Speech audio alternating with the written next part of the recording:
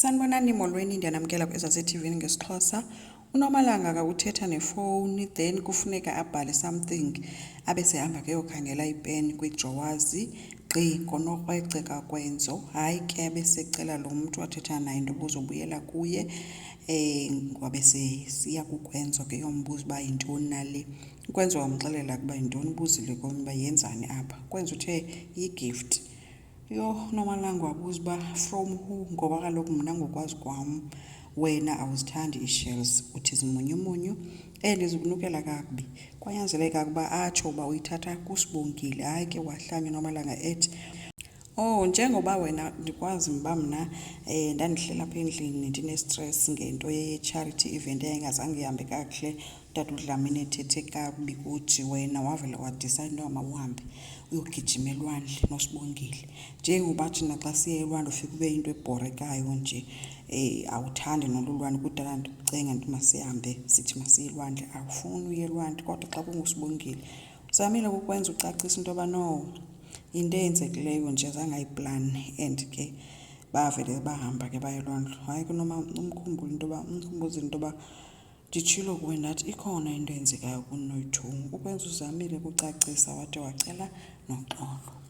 KwaDlamini bavuke ngemesi enjani etafileni, kulunywe zonka zikaMedem, kutyiwe neebiltongs zikatata walapha, kophuke neblender baxakene nento nje. Kodwa ke umamvi uthe gqi sesithi hayi bo, bendithi ndishiye ndiklinile nje apha. Ekhuza neblender ke uba uyophulile, uphetheni uthe ke hayi ke yona iblender ndizayitsala emrholweni wakho imali yayo.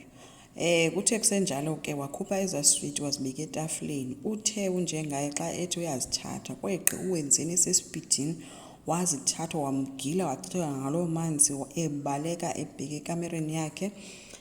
Uthe ke unjengaye xa begijima bemleqa ke nophetheni bonke phofu baleqa, bafika bawunkqonkqoza emnyango wabe sezitshixeleke sana uwewe. Babengamkhwaza ke wavula ngelingeni. Yavela ke inyani ke esithi yena befuna eziswiti zizo ezi zizokwazi umnceda beziphiwe. Nomamvi ke ingqondo yabuya esithi hayi bo, uswiti uphetheni wabe sexelela uwenzeni uba yena akazukwazi ke ukhulisa iphara kuba njengoba eqale kwezi sweets nje apho ayakhona uya kwiziyobisi. Hayi ke umamvi waphinda wothuka leyo uba yena utye iziyobisi, wabe sephuma ebashiya apho ke. Uwenzeni uye wakhalaza ke kumamakhe esithi nina aninaxesha lam, anindihoyanga, ndimntana ndohlelehla apha ekamereni and yonke into endiyithandayo niyayithatha, nimhambiseleni uSibongile. uSibongile uphi xa kunje? So uphetheni uye washiyeka emangele ke, kanti futhi nonjengaye uthe xa ngexesha bebenkqonkqoza emnyango wathi, heyi, uphi yena lo mntana wakwaMbambo ngoba nguye okwazi umelana wenzeni. Kwakwenza uSibongile ushiyeke nokwenzo, uNomalanga uyokwenza imasaji nogcina. Ukwenza uxakene ne-design ayenzayo. Uthe ke xa ethi uzophuma ayogijima ngoba uSibongile besithi angamncedisa ukuyenza, wathi uzoyojoga, wathi ke omnye hayi ndicela into yoba undenze la mawusi yakho. Then ke wamlungisa ke ukwenzo esithi imuse. Lwabuya ke uncumo lukakwenzo after bebehleka le nto kaSibongile yobhuda amagama. Soye ke baye batshintsha i-arrangement ngoba uSibongile uthe kunokuyojoga ngakhona enye into esingayenza apha endlini. Batshintsha ke i-arrangement endlini. Wabe ke ukwenzo eyibiza nangegama ke le arrangement yakhona ngamagama wa-design. Kuye kwaba mnandi ke kuSibongile ngoba ke ufunda namagama amatsha kukwenzo. uNomalanga yena ubuze ugcina uba umbona kanjani na umntu xa sekuphuncuka, ngoba yena indlela amjonga ngayo ngoku ayisatsho khona ukwenzo. Uthe ke xa efika endlini yakhe wavele wangena kwindlu etshintshiweyo ke, wabe sebuza kukwenzo into yoba ngubani lo utshintshe ifenitsha yakhe.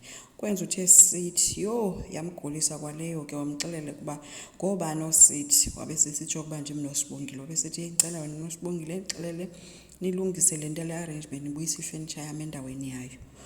Hayi ke wabe secela uxolo ke futhi again ke ukwenzo. noSibongile wavela ke wabe secela uxolo.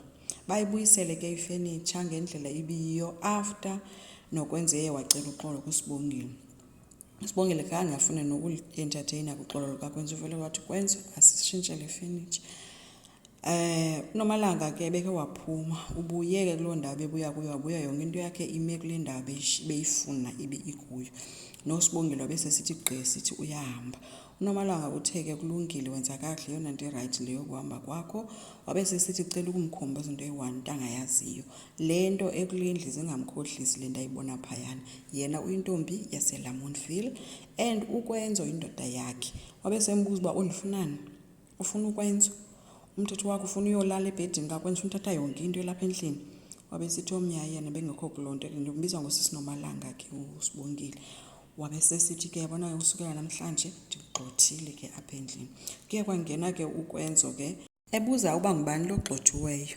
Unomalanga uye wasitshintsha kwistori wathi hayi uthi uSibongile yena uprefera uyosebenzela abantu bakwaDlamini. Hayi ke kangayimonwabise ke naleyo ke uKwenzo ebejalile apha ebusweni. Kodwa ke uSibongile akampheleli umsebenzi, uyobuyela kuwenzeni wakhe. Let's hope ke uKwenzo akazigoduka oko, njengoba ke unomalanga ecinga into yoba xa emgxotha phaa endlini uSibongile uKwenzo akazukwazi ukubonana noSibongile. Asazi ke. Enkosi, ngicela siqhubeke, subscribe, silike, singakhomenta futhi. Bye.